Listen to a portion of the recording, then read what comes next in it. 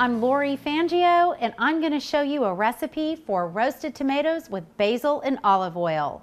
Roasted tomatoes make such an excellent side dish for any main course that you might be serving. They're nutritious, simple, economical, and easy. So let's get started. Slicing the tomatoes about 1/4 inch thick. I'm going to layer the tomatoes in a single layer in my roasting dish.